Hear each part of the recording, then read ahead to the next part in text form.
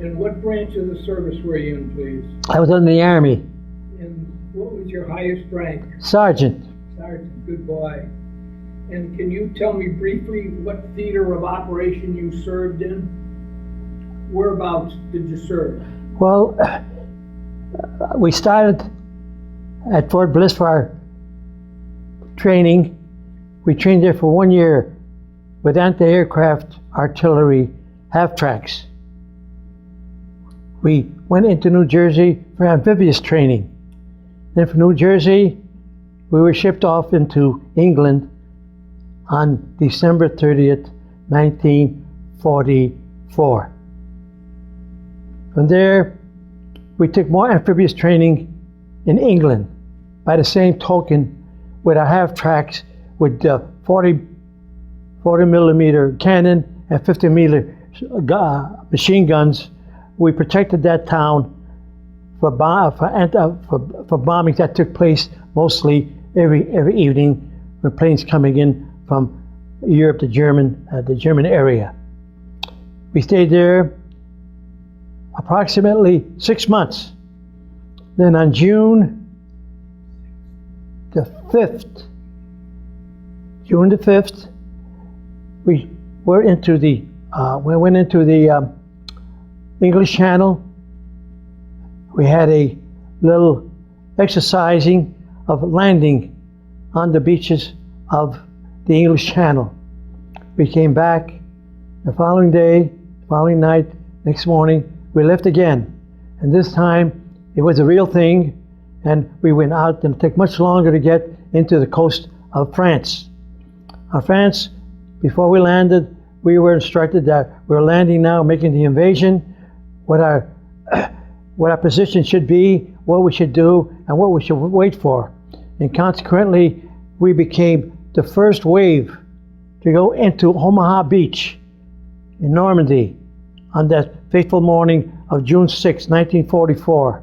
Do you know what type of ship you departed from? We shipped from an LST, this landing ship tank, which held not only the tanks and the vehicles that they had to put onto the beach, but also the personnel that was going to take care of those vehicles, driving them into the beach. Do you know how long you were stuck on the Omaha Beach? We were stuck on Omaha Beach, I would say, underwater we were stuck about perhaps 5, 6, 8 hours, because the beach and the water towards the beach was entrenched with booby traps and wired fences and so forth. It took a long time to try to break them through and get through.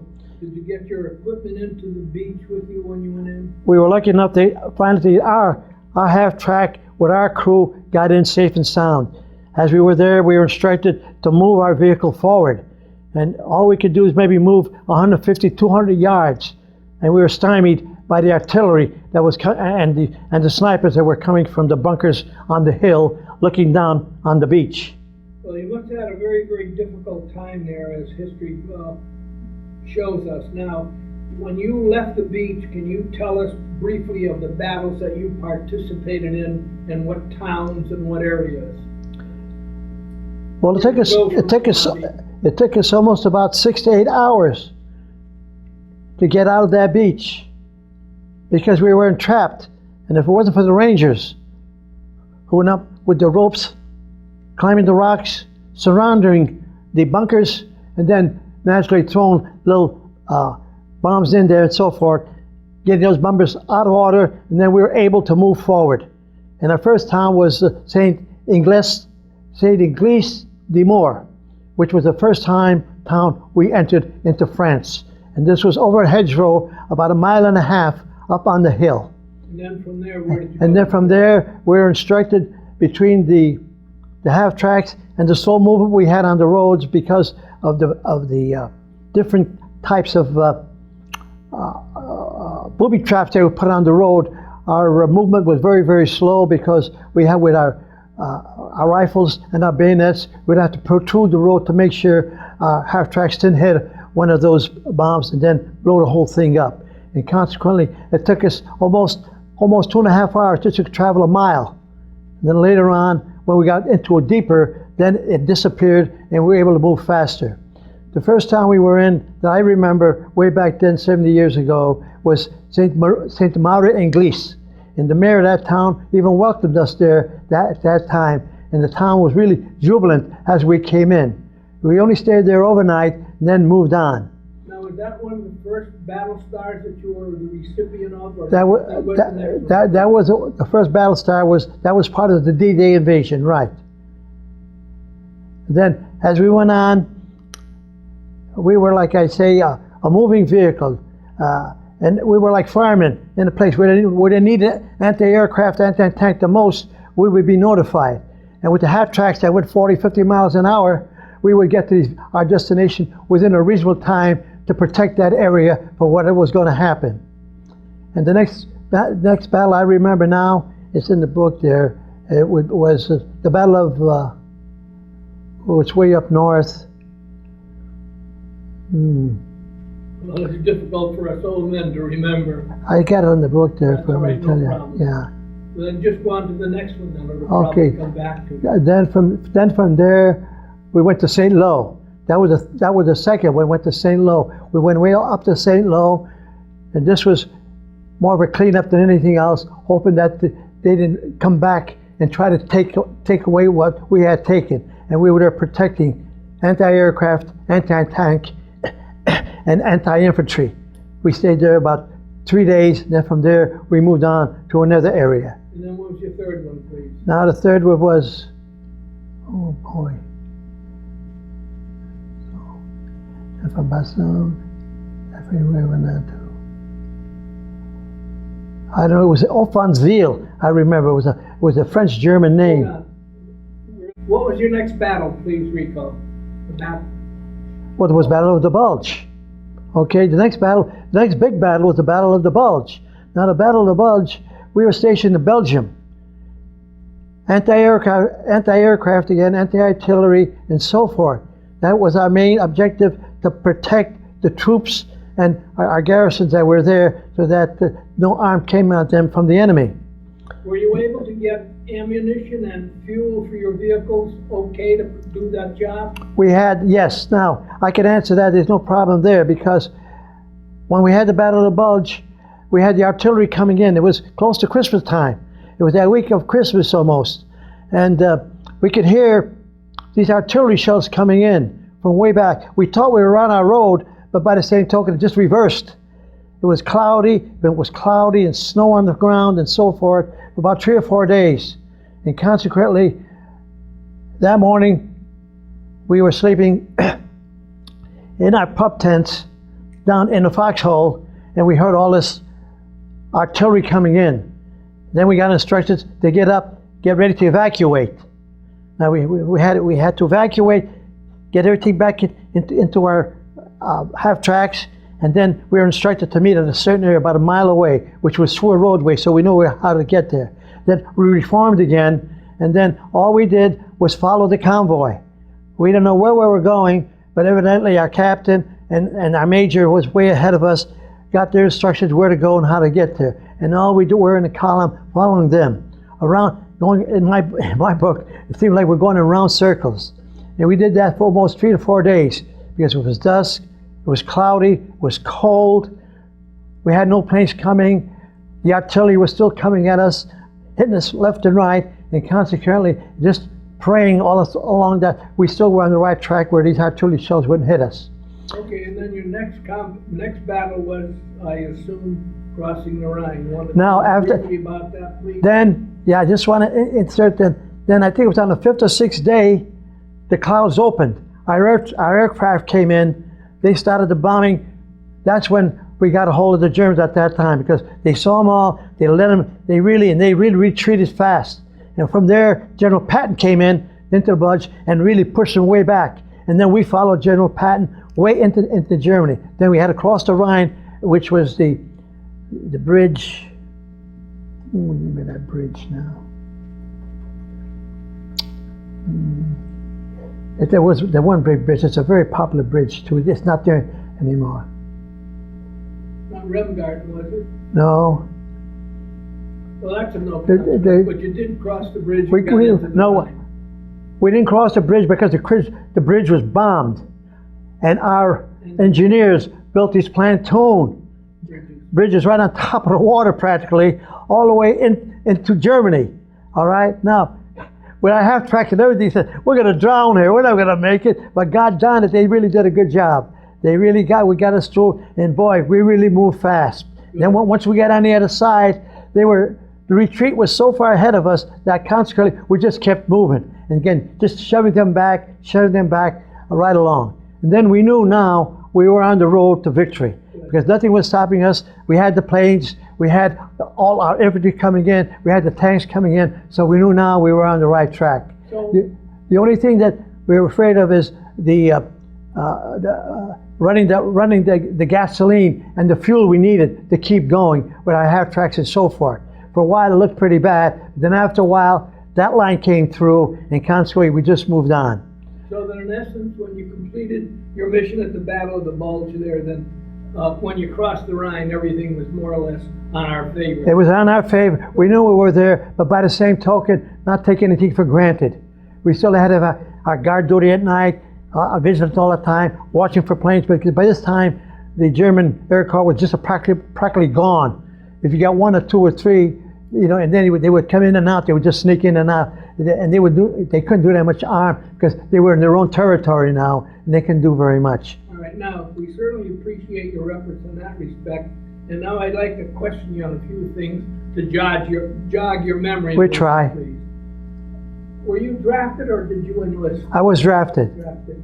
And where were you living at the time, please? At that time, I was living at Schultes Place in Hartford, Connecticut.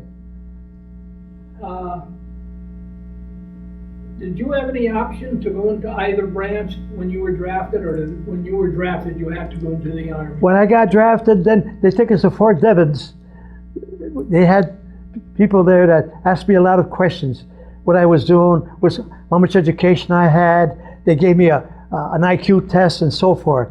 And then the first thing you know, 3 days later, I'm on a train, and I'm going. It was a troop train at that time, naturally, and it took 7 days to get to El Paso, Texas. But we didn't know we were going into Texas. We didn't even know where we were going. And Right. they Do you have any vivid memories about when you were in boot camp, or about your drill instructors, or anything that sticks out in your mind that you'll never forget? well, at that time, we hadn't started our regular basic training yet because they were forming all these companies all at one time. We happened to be at the aircraft, and that's why we went there, because of the deserts and so forth, and we had a lot of land to work with as far as fighting and shooting into the sky where these planes would come in. So the most important thing I think that really got me was that when I got in this half track, which I never had seen before, 250 millimeter machine guns, a turret that run all around, and a 40 millimeter gun. And the basic thing is, we used to have our training, and these planes used to go with a long flag in the back, and it was our job to aim at that flag and see what kind of a record we would get as close to that flag as possible. This brought to my attention that we're only going one place. We're going to go on an invasion here someday. Do you recall any of your instructors there that were either very, very good or very, very bad? Well, our captain was a very good man, a very religious man. He must have been about that time, he must have been maybe 35, 36, not much older. Strict, but yet compassionate and understanding. And he would treat us like a father rather than a captain of an army. Now, thinking about that, do you have any real severe memories of your experience, either in when you were in basic or when you were in Europe? Something that sticks out in your mind. Well, I'm just trying to remember now. Well, when I had my basic, the only thing is we go across the Mexican border and go into Juarez, Mexico on weekends. That was the only free time we ever had, and I remember that because I never left Hartford until the first time I got drafted, because in those days, with the depression still intact, you're lucky if you had a home to live in, and consequently, this was my first time I got out into the world. okay? And my first thing is Mexico. Oh my God, I read so much about it in my geography classes, but I never thought I'd get here. Crossing the Rio Grande. Oh, believe me, and when that crossing the Rio Grande there, I know it was a big river, but when it was out of Juarez, it was just a puddle just going through. Yeah. Do you recall how you kept in touch with your family during those days, Rico? The only thing I kept in touch was the mailbag, okay? I'd get a letter maybe once a week from my mother and my sister, who was living with my mother at that time. She would bring me up to date on what's happening in Hartford, and I would bring up to date how I was coming along, some of the different things I saw and I went to during my basic training and so forth. Then from there on, and then this was drill, drill, drill. Now, did you utilize a lot of email when you were in Europe? Or? I used quite a bit of email, I certainly did, and to me that was one of the best things the GIs ever got, because you're short and sweet, you had to say what you had to say, and it got there pretty quick, and it was a sure way of getting to the people you want to send it to, yes. Now, being from an Italian family and used to good cooking, how was the food that you got in basic and over in Europe? Well, it was not, the Italian food I had at home, my darling mother used to make for us so much, was just like night and day. But the fact that if I didn't eat, I would starve. But they would make it in such a way they would make it appetizing, and you would get variety. So consequently, when we sat on the dinner table, I picked what I thought was good for me. And at that time, after training all day long, you're pretty hungry. So whatever's on that table, you're going to gobble up. Being a fellow 19 to 20 years old, you really got an appetite, and everything tasted good. Now, how about, did you get any, as we used to say, liberty or passes or furloughs? We used to get the pass to El Paso. El Paso was quite a town at that time. There must have been about 80,000 people at that time.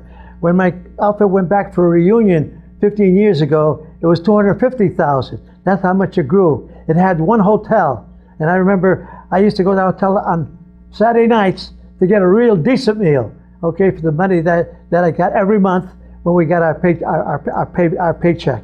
But I used to go there, and it was very quiet, mostly Mexicans, naturally. A lot of them were very, very good to us, but it was just a short stay overnight, and that was it. Do you recall what your pay was when you first went in the Army? I was getting $30 a month, and that $30 a month, I would send my mother 20, 25. I would take that other $5 or $6 and keep it for myself. How about when you were in London? Did you go on liberty over there? Okay, then when I went to Europe, it was a different story. Europe was another country, okay, another part of the world that I'd never thought I'd be in. And I said, boy, it's just going to be like this all the time. It's going to be worth it until we paid for it in another way. But we were stationed at, what's that?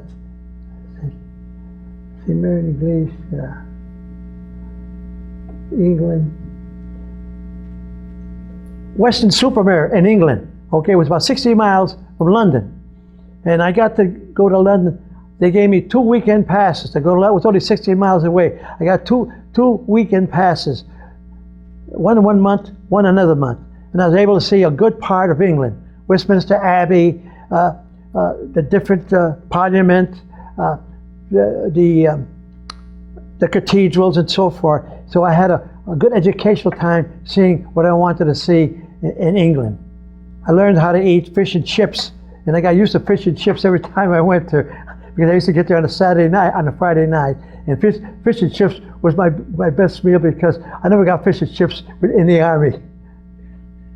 What do you think was the most memorable thing you got from the war? What did you learn from that, Rico?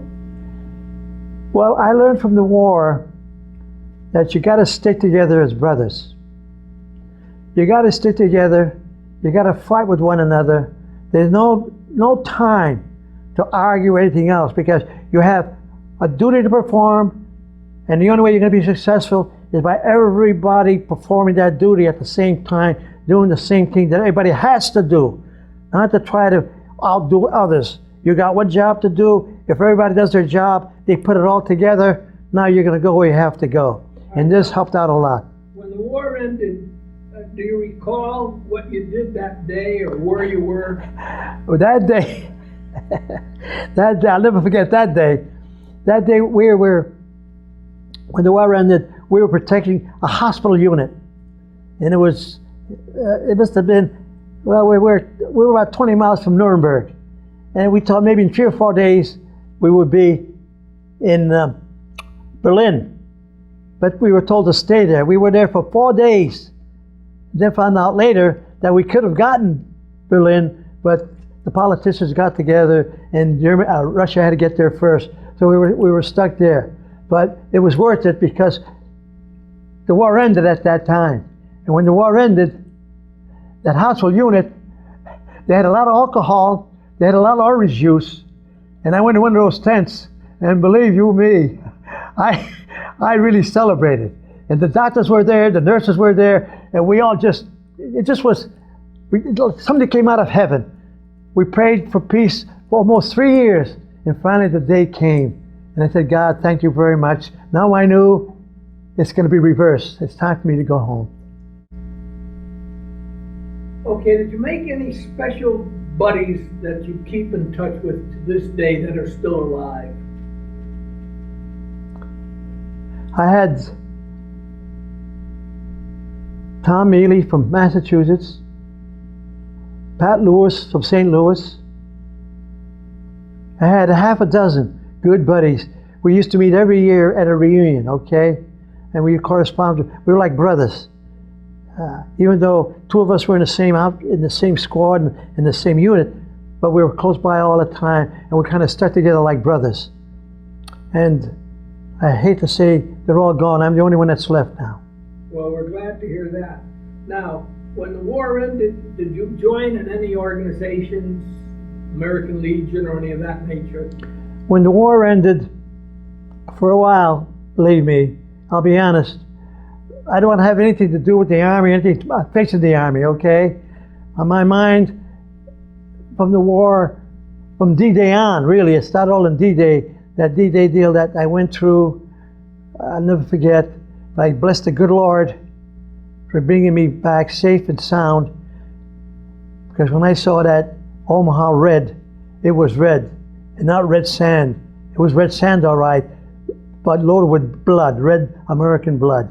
And that always stayed with me right till I came home, until about 24 years after. I used to have little nightmares coming back to me, wake up in the middle of the night. I wasn't married then, I still was single.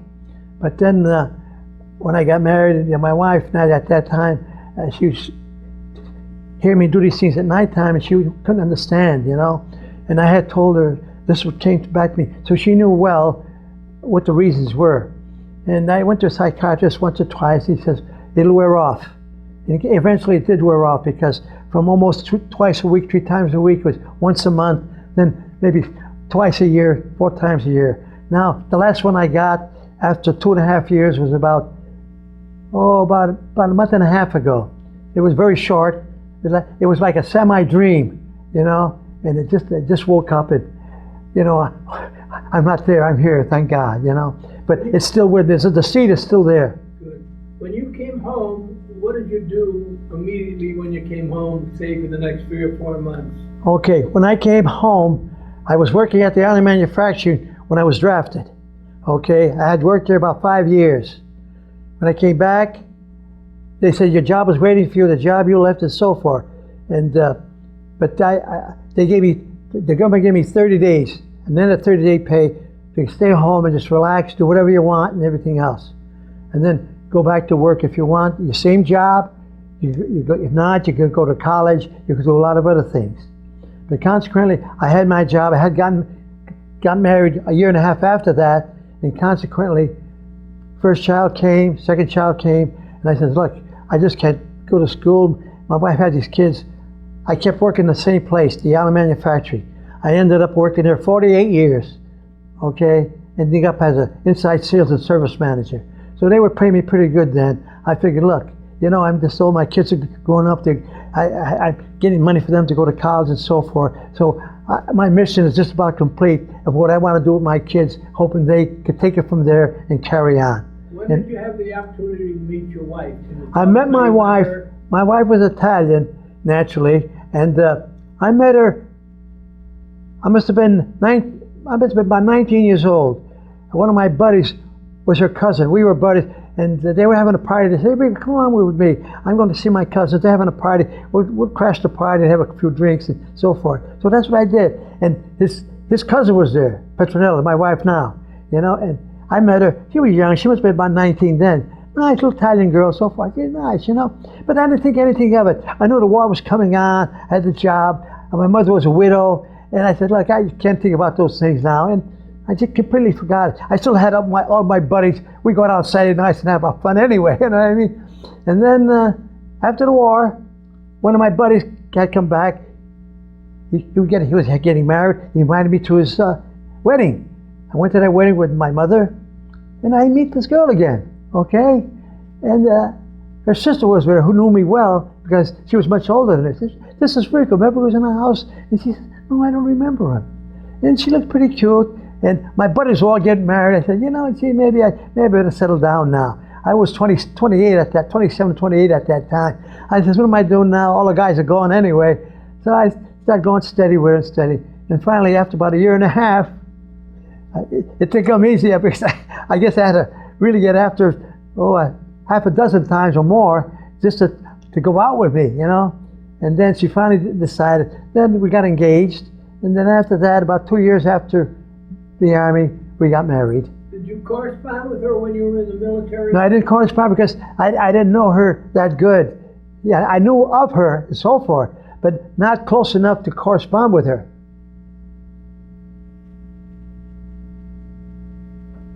Okay, Rico, we appreciate your service. And can you just tell us a brief history of your life after you got married and raised your family? Okay. Now, after I got married, I went back to the island. I was, what do they call it? Superintendent assistant in the tool room. It was my job to procure all the tools and so forth, make sure all the workmen had the proper tools to work for the different kind of jobs they had and so forth. And I did that pretty well. And I went to night school. I learned a lot about economics, production control and so forth. And they advanced me and made me a production manager. From a production manager, I became very close with the salesmen and so forth. I used to talk with our different distributors and so forth, and they put me into sales, production sales. And consequently from there, that's where I grew into becoming a sales manager, an inside sales manager of the Allen manufacturing.